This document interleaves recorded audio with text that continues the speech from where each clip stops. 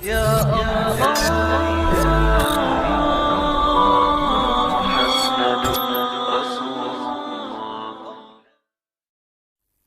بسم الله الرحمن الرحيم. الحمدللہ وکفا وسلام علی عبادہ الذین اصطفیٰ ما بعد. دیکھیے آج آپ حضرات کے سامنے فطرے کا مکمل بیان پیش کیا جاتا ہے. ہمارے بہت سارے ساتھیوں نے فطرے کے متعلق بہت سارے سوالات کیے. ہم نے چاہا کہ ان سوالات کو جمع کر کے پھر اپنے دوست اور احباب اور عوام الناس کے سامنے اس کی وضاحت پیش کر دی جائے. رمضان المبارک کے آخر میں فطرہ دیا جاتا ہے. یہ فطرہ کیا چیز ہے؟ دیکھیے رمضان المبارک کے اندر روزے داروں نے روزے رکھے تو اس روزے کی حالت میں انسانوں سے مسلمانوں سے کوئی کمی کوتاہی اور کچھ لغزش اور خطائیں ہو گئی ہوں گی تو ان کی بھرپائی کے لیے فطرہ دیا جاتا ہے. مثال کے طور سے اللہ کے نبی نے نمازوں میں نوافل کے لیے حکم دیا ہے اور نوافل کا اہتمام کرنے کے لیے حکم دیا ہے.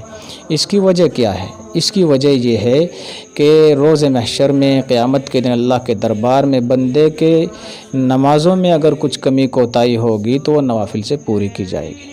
تو اسی طریقے سے فطرہ کیوں دیا جاتا ہے کہ رمضان میں بندے نے روزے رکھے اور ان روزوں کے اندر اس سے کوئی کمی اور کوتاہی ہو گئی ہوگی تو اس فطرے سے ان کو پورا کیا جائے گا. وہ فطرہ اس کا فطرانہ ہو جائے گا، ہرجانہ ہو جائے گا. ایک وجہ تو یہ ہے. دوسری بات یہ ہے کہ فطرہ یہ ایک شکرانہ بھی ہے. یعنی رمضان المبارک کے مہینے میں اللہ نے ہم سے روزے رکھوائے، تراویح پڑھوائی، اعتکاف اور دیگر اعمال صالحہ کروائے تو اب اس کی وجہ سے ہم یہ شکرانے کے طور پر کچھ جو ہے ایک آدمی کی خوراک نکال کر کے غریب اور مستحق اور پریشان حال لوگوں تک کے پہنچا دے، وہ بھی تاکہ عید میں شریک ہو جائے. یہ بھی ایک وجہ ہے. اور پھر اپنے بدن کا اس کو صدقہ بھی کہا جا سکتا ہے. اور ایک وجہ یہ ہے کہ مالدار لوگ غریبوں تک اپنی ان نعمتوں کو جو اپنے پاس ہیں ان تک پہنچا دے تاکہ ان کی بھی عید اچھی طریقے سے من جائے. ہم لوگ تو فطرہ نکالیں گے، ہم لوگ اپنے پاس سے کچھ رقم نکالیں گے یا غلہ نکالیں گے، ان لوگوں تک پہنچائیں گے جن کے پاس نہیں ہے تو ان کے پاس بھی وہ نعمتیں پہنچ جائیں گی تو ان کی عید بھی اچھی من جائے گی، وہ ان کی بھی ضرورتیں پوری ہو جائیں گی اور وہ بھی ہمارے طریقے سے اپنی ضرورتوں کو پورا کر لیں گے. تو فطرہ نکالنے کی یہ کئی وجوہات ہیں. اب سوال یہ کہ فطرہ کن لوگوں پر واجب ہے؟ دیکھیے فطرے کا بھی ایک نصاب ہے، جس طریقے سے زکوٰۃ کا ایک نصاب ہے. جن لوگوں کے اوپر زکوٰۃ فرض ہے، جس کے پاس 52 تولے چاندی یا 7.5 تولے سونا یا اتنی قیمت ہو اور یعنی چاندی نہیں سونا نہیں، اتنا پیسہ ہے جتنے میں 52.5 تولے چاندی آ جائے گی، یا پھر تھوڑی سی چاندی ہے، تھوڑا سا سونا، تھوڑے سے پیسے، سب کو ملا کے اتنی قیمت بن جاتی ہے جس میں 52.5 تولے چاندی آ جائے تو ان لوگوں کے اوپر زکوٰۃ فرض ہو جاتی ہے. زکوٰۃ فرض ہونے کے لیے سال کا اس مال پر گزرنا ضروری ہے، لیکن انہی لوگوں کے اوپر فطرہ واجب ہے جس کے لیے میں نے یہ نصاب عرض کیا بھی آپ کے سامنے. لیکن فطرہ ادا کرنے کے لیے یہ سال کا گزرنا شرط نہیں ہے. اتنا نصاب ہونا چاہیے جتنا میں نے بھی آپ کے سامنے عرض کیا، لیکن زکوٰۃ پر سال گزرنا ضروری ہے اور فطرے کے لیے سال کا گزرنا ضروری نہیں ہے. ایک کیٹیگری تو یہ ہے کہ جن کے پاس اتنا مال ہے، 52 تولے چاندی، 7.5 تولے سونا ہو یا پھر اتنی تھوڑی چیزیں ملا کر سب 7.5 تولے کے قریب آ جائے یا پھر رقم موجود ہے اور اس پر سال گزرنا. ایک کیٹیگری تو یہ ہے کہ ان لوگوں کے اوپر فطرہ واجب ہے. ایک کیٹیگری وہ ہے کہ جن کے پاس جو ہے زکوٰۃ کا نصاب تو نہیں ہے. دیکھو زکوٰۃ کا نصاب ہونے کے باوجود اس نصاب پر سال گزرنا ضروری ہے، لیکن فطرے کے لیے سال گزرنا ضروری نہیں ہے. دوسری کیٹیگری یہ ہے کہ زکوٰۃ کا نصاب تو کسی کے پاس ہے نہیں، لیکن ہاں اپنے اہل و عیال کا خرچ ادا کرنے کے بعد اس کے پاس کچھ بچتا ہے، کھانے کا پینے کا یا کچھ پیسہ، یار اس کا دل یہ کہتا ہے کہ بھائی میں اس لائق نہیں ہوں کہ کسی سے لوں، تو اس کو بھی چاہیے کہ وہ بھی فطرہ ادا کرے۔ ایک تو وہ میں نے جو آپ کو پہلے ایک نصاب کی ترتیب بتائی، اس پر تو واجب ہے، ضروری ہے۔ دوسری کیٹیگری وہ ہے کہ جن کے پاس اپنے اہل و عیال کا خرچ ہے، اس کے باوجود کچھ بچتا ہے، لیکن اتنا نہیں بچتا کہ جتنا کہ زکوٰۃ کے نصاب تک پہنچ جائے، ہاں بچتا ہے۔ اب ان کے لیے بھی بہتر ہے کہ وہ بھی فطرہ نکالے، اور فطرہ نکال کر کے غریبوں تک پہنچائے، مسکینوں تک پہنچائے، یتیموں تک پہنچائے، یہ جو لوگ جو ہے مفلوق الحال ہیں، جو لوگ پریشان حال ہیں، ان تک پہنچائے۔ اب یہ ہے کہ وہ ہے کون لوگ، وہ ہے کون لوگ؟ دیکھیے، یہ ایک پہلا نصاب میں نے آپ کے سامنے عرض کیا۔ دوسرا نصاب یہ کہ جن کے پاس کچھ بچتا ہے۔ اب وہ لوگ جو مستحق ہیں، جو مسکین ہیں، وہ کون لوگ ہیں؟ ہم اپنی یہاں کی مادری زبان میں کہہ لیجئے جن کے یہاں کھانے کے بھی لالے پڑتے ہیں، یعنی جو صبح کو لاتے ہیں، کمانے جاتے ہیں، شام کو لاتے ہیں، کھا جاتے ہیں، اور پھر ان کے پاس کچھ ایسا جمع جوکھن نہیں ہے، کوئی ان کے پاس ایسا مال جمع نہیں ہے، وہ لوگ مستحق ہیں اس کے۔ ان کو جو ہے صبح سے شام تک چند ٹکے کماتے ہیں اور اپنے گھر کا خرچ پورا کر لیتے ہیں، ان کے پاس کچھ جمع نہیں ہے، یا پھر اس سے بھی زیادہ گرے ہوئے لوگ ہیں، وہ لوگ اس کو لینے کے مستحق ہے۔ ان لوگوں کو چاہیے کہ اپنے فطرے کو نکالیں اور ان لوگوں تک جو اس طرح کے مسکین لوگ ہیں ان تک پہنچائیں۔ تو دیکھیں، فطرہ ہر مسلمان کے لیے بہت ضروری ہے۔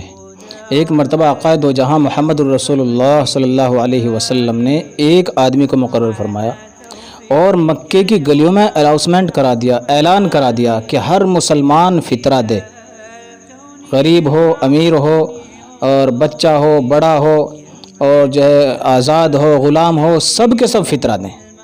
اب شروع میں ہم نے ایک بات عرض کی تھی کہ روزے دار نے روزے رکھے اور اس میں کچھ کمی کوتاہی ہو گئی ہوگی، اس کی وجہ سے اس کمی کو پورا کرنے کے لیے فطرانہ دیا جاتا ہے۔ اب کوئی کہنے لگے جی ہم نے تو روزے نہیں رکھے، ہم کیوں فطرہ دیں، ہے نا؟ دیکھیے، یہ کہنا کافی نہیں ہوگا۔ آپ نے تو بڑی غلطی کی ہے، روزہ نہیں رکھا۔ ایک تو یہ ہے کہ کسی مجبوری کی وجہ سے روزہ چھوٹ گیا، ایک ہے کہ روزہ جان بوجھ کر نہیں رکھا، تو یہ تو اور بڑی غلطی کی ہے۔ تو روزے چھوٹنے سے یا روزے کے چھوڑنے سے فطرہ ختم نہیں ہو جاتا، فطرہ یہ کہہ لیں کہ ڈیلیٹ نہیں ہو جاتا، فطرہ ساقط نہیں ہو جاتا، وہ اپنی جگہ رہتا ہے۔ ہاں، اگر کسی نے مجبوری کی وجہ سے چھوڑے ہیں وہ تو عذر تھا، کسی نے جان بوجھ کے چھوڑے ہیں تو اس نے بڑی غلطی کی ہے، لیکن اس وجہ سے کہ فطرہ ختم نہیں ہوتا۔ اب ایک سوال ہے کہ فطرہ ادا کرنے کا وقت کیا ہے؟ دیکھیں، فطرہ ادا کرنے کے 3 وقت ہیں، ایک جائز وقت، ایک واجب وقت، ایک افضل وقت۔ جائز وقت کیا ہے؟ جب عید کا چاند نظر آ گیا تو اب فطرہ دینا واجب ہو گیا ہر حال میں۔ تو عید کے چاند کے نظر آنے سے عید کی نماز تک فطرہ ادا کرنا واجب ہے۔ عید کی نماز سے کا اذان نظر آنے سے عید کی نماز تک فطرہ ادا کرنا اب تو واجب ہی ہے۔ تو یہ تو کیا ہے؟ یہ واجب وقت ہے۔ ایک ہے جائز وقت۔ جائز وقت عید سے 1-2 روز یا کئی روز پہلے بھی شروع ہو جاتا ہے۔ مثال کے طور سے کسی نے چند دن پہلے فطرہ ادا کر دیا تو ٹھیک ہے، ادا ہو گیا۔ اور بخاری شریف کی روایت سے حضرت عبداللہ بن عمر سے معلوم ہوتا ہے کہ روایت سے معلوم ہوتا ہے کہ صحابہ عید سے 1-2 دن پہلے فطرہ دیتے تھے۔ تو یہ کیا ہے؟ یہ جائز وقت ہے۔ کسی نے پہلے دے دیا، پوچھنا جی میں نے پہلے دے دیا، ٹھیک ہے، جائز ہے، کوئی بات نہیں ہے۔ تو ایک واجب وقت ہے جو چاند نظر آنے سے نماز سے پہلے تک دینا واجب ہے۔ ایک جائز ہے کہ کسی نے چند دن پہلے دے دیا، اور صحابہ کی کئی روایت سے اس روایت سے معلوم ہوتا ہے، تو یہ جائز ہے، کوئی بات نہیں ہے۔ اور اس میں ایک مصلحت یہ بھی ہے کہ اگر آپ نے پہلے دے دیا تو جو غریب آدمی ہے وہ اپنی ضرورت کو پورا کر لیتے ہیں۔ ایک ہے افضل وقت، ایک ہے افضل وقت. افضل وقت عید کی نماز کے لیے نکلنے کا وقت ہے. آپ صلی اللہ علیہ وسلم کی عید کی نماز سے پہلے لوگوں کو فطرہ ادا کرنے کا حکم دیا. یہ افضل وقت ہے. جب عید کی نماز کے لیے نکلیں تب فطرہ ادا کریں. یہ افضل وقت ہے. تو آپ جائز وقت میں بھی ادا کر سکتے ہیں, واجب وقت میں بھی ادا کر سکتے ہیں, اور افضل وقت میں بھی ادا کر سکتے ہیں. اب یہ ہے کہ کسی نے عید کی نماز تک فطرہ دیا ہی نہیں, نماز بھی ہو گئی, نماز بھی ہو گئی, فطرہ دیا ہی نہیں, اور نماز کے بعد دے رہا ہے, تو فرمایا کہ یہ فطرہ نہیں رہا, یہ صدقہ فطرہ نہیں رہا, یہ تو اب عام صدقوں میں سے ایک صدقہ ہو گیا. لیکن کوئی آدمی دینے آ رہا تھا, کوئی ایسا ملا نہیں, جیب میں پڑا ہوا ہے, نماز کے بعد دے اس کو رکھے نہیں. اللہ تبارک و تعالی عفو درگزر کرنے والا ہے, معاف کرنے والا ہے, اور اللہ رب العزت جو ہے عذر کو قبول کرنے والا ہے کہ بندہ دینے کے لیے چلا تو تھا لیکن کوئی ایسا آدمی نہیں ملا, لیکن پھر بھی اس کو روکے نہیں. اب یہ ہے کہ فطرہ کس چیز کا دیں, فطرہ کس چیز کا دیں. دیکھیے فطرے کا مقصد ہے ایک آدمی کو پیٹ بھر کھانا کھلانا. اب جس علاقے میں جو چیزیں کھانے میں استعمال کی جاتی ہیں جن کو کھانا کہا جاتا ہے, مثال کے طور سے ہمارے یہاں پر غلہ ہے, اناج ہے نا, تو اس طریقے سے اور بہت ساری چیزیں ہوتے ہیں جو ہیں, اور بہت سی جگہ اب سے کچھ زمانے پہلے لوگ باجرہ کے آٹا بنا کر کے اس کی روٹی کھاتے تھے.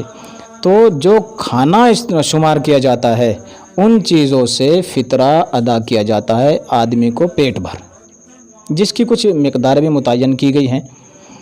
فرمایا کہ آقا دو جہاں محمد الرسول اللہ صلی اللہ علیہ وسلم, حضرت ابو سعید خدری رضی اللہ عنہ فرماتے ہیں کہ ہم نے عید کے دن ایک آدمی کو کھانا,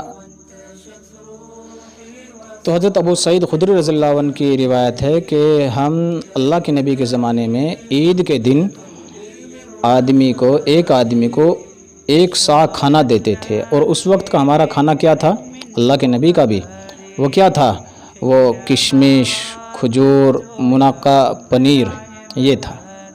تو اللہ کے نبی نے کھجور, کشمش, منقع, پنیر ان چیزوں کا بھی فطرہ دیا ہے. اور پھر ایک موقع پر اللہ کے نبی نے جو ہے جو کا بھی, یہ کئی چیزیں آتی ہے اس میں. اب اس میں ہم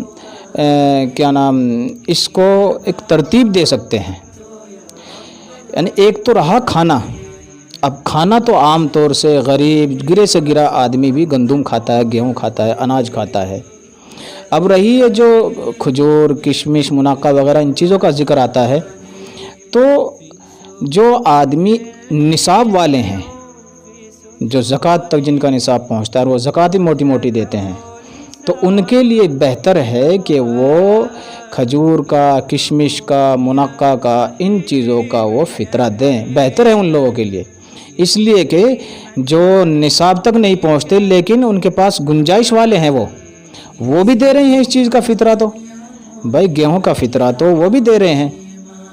تو جو لوگ بڑے نصاب کے مالک ہیں ان کو چاہیے کہ وہ بڑی چیزوں کا فطرہ دیں. اگر وہ لوگ بھی چھوٹی چیز کا فطرہ دے رہے ہیں, اناج کا فطرہ دے رہے ہیں, تو بھائی اس کا تو جو ہے ایک غریب آدمی بھی دے رہا ہے جو نصاب تک نہیں پہنچ رہا. حالانکہ اختیار ہیں ان کو بھی, وہ بھی دے سکتے ہیں, لیکن ان کے لیے بہتر ہے کہ وہ بڑی چیز کا فطرہ دے, کھجور کا, کشمش کا, منقع کا, ان چیزوں کا فطرہ دیں. بہتر ہے ان لوگوں کے لیے. اور پھر جو دوسرے طبقے کے ہیں, اگر وہ چاہے بڑی چیز کا تو اچھی بات ہے, اگر وہ بڑی چیز کا فطرہ نہ دے سکے تو پھر اناج کا, گندم کا, ان کا تو فطرہ وہ ضرور دے. اب جو لوگ بڑی چیز کا فطرہ دے رہے ہیں وہ کتنا دیں, اور چھوٹی چیز کا فطرہ کتنا دیں. دیکھیے بڑی چیز کا فطرہ 1 صاع, 1 صاع کو عام طور سے 3 یا 3.25 کلو پہ اس کو ناپا گیا ہے یا تولا گیا ہے 1 صاع. اور جو چھوٹی چیز کا مثلاً جو اناج کا فطرہ دے رہے ہیں ان کو چاہے کہ وہ آدھا صاع یعنی کہ 1.5 کلو سے کچھ زیادہ، 1.25 کلو سے کچھ کم، احتیاطاً پورے 1.25 کلو وہ اناج کا، گندم کا فطرہ دے دیں، وہ ان کے لیے یہی بہتر ہے۔ اب دیکھیے اگر بڑے لوگ بڑی چیزوں کا فطرہ دیں گے تو ان کے لیے زیادہ ثواب کا باعث ہے۔ ایک وجہ آپ یہ سمجھیے اس بات کی، یہ میرا آپ لوگوں سے مشورہ ہے کہ جو اچھے صاحب نصاب اور صاحب ثروت اور مالدار لوگ ہیں تو وہ جان بوجھ کر کے بڑی چیز کا فطرہ دیں۔ کیوں؟ اس لیے کہ ایک یہ تو عام طور سے کھانے کی بات کہی گئی ہے۔ غریب کا کھانا کیا ہوتا ہے؟ غریب کا کھانا تو یہ ہوتا ہے کہ اس کو پیٹ بھر کھانا ہی مل جائے، روٹی مل جائے، یہ بڑی بات ہے۔ امیروں کا، بڑے لوگوں کا کھانا کیا ہوتا ہے؟ عام طور سے ان کے گھروں میں فروٹس نہیں ٹوٹتے اور ڈرائی فروٹ ان کے پاس ہوتے ہیں عام طور سے، یعنی جو اچھی چیز جن کو ایک غریب آدمی کسی جو ہے تہوار کے وقت ہی لاتا ہے یا کھاتا ہے، عموماً نہیں کھاتا، اور مالدار لوگ ان کو عمومی طور سے کھاتے ہیں، تو ان مالدار لوگوں کو چاہیے کہ وہ تو روزانہ کھاتے ہیں ان چیزوں کو، اچھی چیزوں کو، بڑی چیزوں کو، فروٹس کو، ڈرائی فروٹس کو، اور اس سے بھی اوپر کی چیزوں کو مالدار تو روزانہ کھاتے ہیں، غریب کبھی کبھی کھاتا ہے۔ تو وہ یہ سوچ لیں کہ بھئی چلو ہم بڑی چیز کا فطرہ دے دیتے ہیں تاکہ غریب کے گھر میں ہمارے سے یہ بڑی چیز چلی جائے اور آپ کو بڑا ثواب مل جائے۔ یعنی کہ آپ چاہیے آپ کو کہ آپ کھجور کا فطرہ دیں، آپ کشمش کا فطرہ دیں، آپ منقع کا فطرہ دیں، اور یہ سمجھتے ہوئے کہ بھئی یہ بیچارے غریب لوگ ہیں، یہ ان چیزوں کو کبھی کبھی کھاتے ہیں، ان کے یہاں تو کھانے کا ہی کام چل جائے تو اسی کو بڑی بات سمجھتے ہیں، اور ہمارے یہاں یہ چیزیں جو ہے ہم روزانہ ایک انجوائے کے طور سے، ایک مزے لینے کے طریقے، کھانے کے بعد پھر ان کو مزید کھاتے ہیں ہم۔ تو ہمیں چاہیے، ان لوگوں کو چاہیے کہ جو اچھے مالدار لوگ ہیں کہ وہ ان بڑی چیزوں کا فطرہ دے، اس کی وجہ سے وہ بڑے ثواب تک پہنچ سکتے ہیں۔ تو یہ فطرے کی تمام اور مکمل تفصیل ہے۔ اللہ سے دعا ہے کہ اللہ تبارک و تعالی ہمیں اس کو صحیح سمجھ کے ساتھ عمل کی توفیق عطا فرمائے۔